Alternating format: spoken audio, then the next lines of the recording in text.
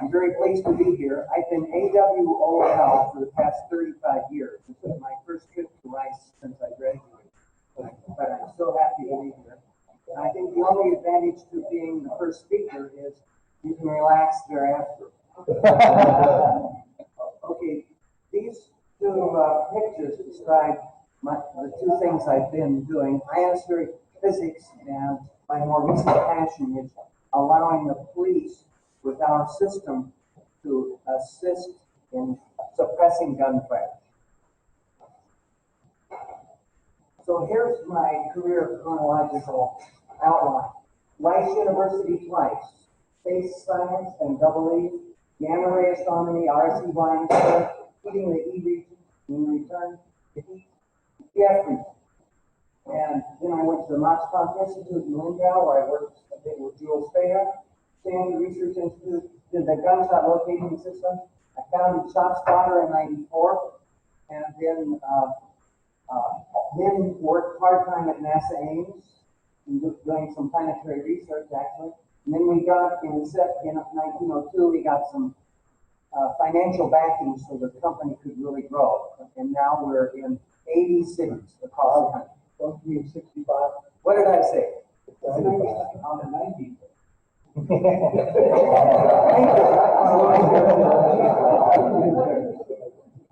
Thank you. Okay, so I wanted to include a lot of people in my talk, and so you see various people. How many of you can recognize the 5 faces here on this chart? Who is this on top? Okay. And to the left? Bob LeQuay. Is Dave Young here? Where is he? Okay. Vince Whitmore is known as photographer, which we often saw, and Dennis Hopper. And Rich Binky we seldom saw on as a biker. Then Jerry and Nancy's wedding in '67, very auspicious. And then Paul Cloutier, as you see, I'm not sure what he's soldering up. And then this will be Vince and Susan.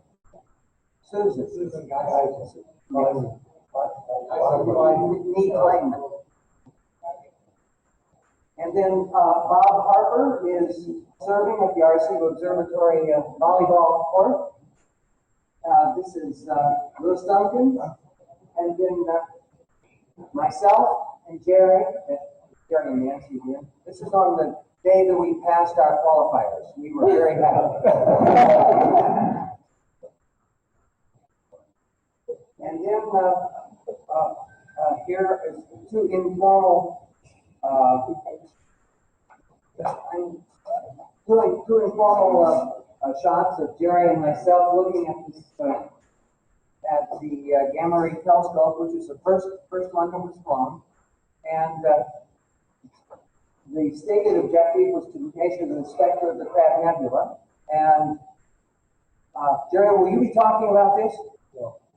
Okay. The period of the Crab Nebula, Jerry picked out, and that. I think you should talk a minute about that, but I just want to say, never throw away your old data.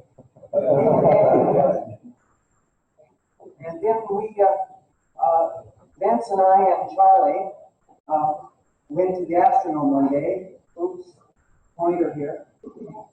I lost it.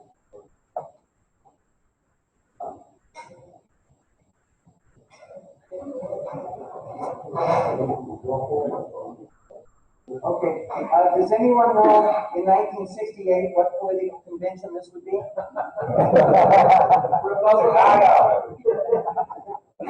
Hubert Horatio Humphrey. And then that's what you see if you look down. If you look up, you see this catwalk, which this is the first of 2 catwalks you'll see in today's presentation. Where Vince, Charlie, and I went up, and we climbed up on top of the Astronomy. We had about 30 minutes up there at dawn for a great photographic opportunity. this is Bill and Elga in 1974. Bill wanted to call this the Arecibo Radio Observatory, but apparently the U.S. Air Force, who was funding it, wanted him to have Ionosphere in the title, so he couldn't do that. And there were three disciplines, of course, as you can see here. It only cost $4.5 million to build, less than 4 years, and that included two large transmitters in that price. Now, apparently it's called the Bill Gordon Telescope at the Arecibo Observatory. And if you look up at the feed platform, which is suspended by three towers, you can see one tower here. And then if you expand out this little area with the long line feed, which is necessary for the spherical reflector, then you see it is surrounded by a 40 megahertz heating antenna, which I use in my work. And then if you wanted to look at the feed platform from on top, this is where you would do. And Jared, Rich is below me taking my picture, and that's the view from on top of one of the three towers. So here is me describing what I'm going to do at my first trip to Arecibo, which is look at an eclipse. And I was trying to present incoherent backscatter theory, which is a total new and wonderful subject. And when Bill Gordon sized the observatory, he expected the echo from the free electrons to be spread over a spectral width corresponding to the thermal velocity of the electrons. It didn't turn out that way. It's much richer. It depended, because the wavelength of the interrogator is larger than the Debye length of the plasma. You get much more information. You get information about the ions, their mass, their velocity, the electrons, and electron and ion temperature separately. So it's a very rich theory. And then I used the 40 megahertz transmitter to heat up the D and E regions of the ionosphere. And what did we learn? We learned that Ohm's law works. You'll appreciate that. We learned that the neutral densities are what they said they were. And we also learned that the incoherent backscatter theory worked on the short time scales that was present here in this experiment.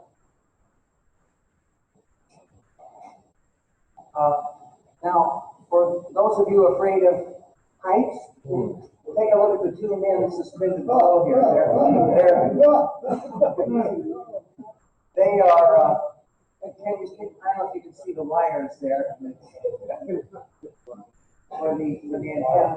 This is a 3 to 9 megahertz right and left polarization, and the HF waves were launched from here down into the dish and shot vertically upwards, and then those waves bent, and this 430 megahertz intercepted that bending, as we can see here. The wave came up, reflected at the critical frequency, and at that place where the wave slows down, increases in amplitude over the thresholds to make an instability, and turns over and comes back down.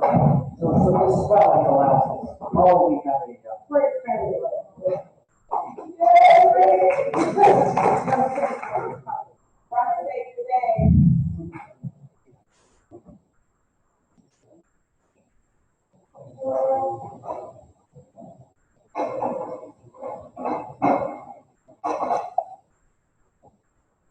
So, no time to talk about plasma instabilities. And so I'll skip that. Now, what contributions did we make? Well, it turns out these instabilities fluctuate quite wildly, but if you turn the transmitter, the heater off, and you turn it on, it explodes for a while before it comes down to a lower level. That's one thing. Another thing I've learned was hitting the ionosphere at 2 frequencies, we got a wave halfway between those 2 frequencies. The fuel spare, I gave this data to him, and he called it the geometric mean instability, which is the first time it's been described in the literature, I believe. So now, after I went to SRI International and in Menlo Park, California, so instead of using a very large round telescope, I started using a very long 2.5 kilometer as a receiver for this bistatic over the horizon radar. Over the horizon radar looks down at the first skip distance, so we could look out to the Gulf of Mexico from Central California and to the west nearly to Hawaii. We could detect planes, ships, trains, cars, ocean currents, and things, helicopter classification. And then one day, as I was sitting in the control room, an earthquake at Morgan Hill started shaking. We sat down, and then I looked over at the vertical ionosphere, and it had developed strange loops within 10 seconds. So this is my first encounter with the interaction of earthquakes in the ionosphere. And this is still unexplained, and I'm omitting 6 slides describing this. But I should also say that the most interesting reaction I ever got when I attended a radar conference was when I told people that from California, I could determine what fraction of the traffic traveling between Dallas and Fort Worth was exceeding the national speed limit.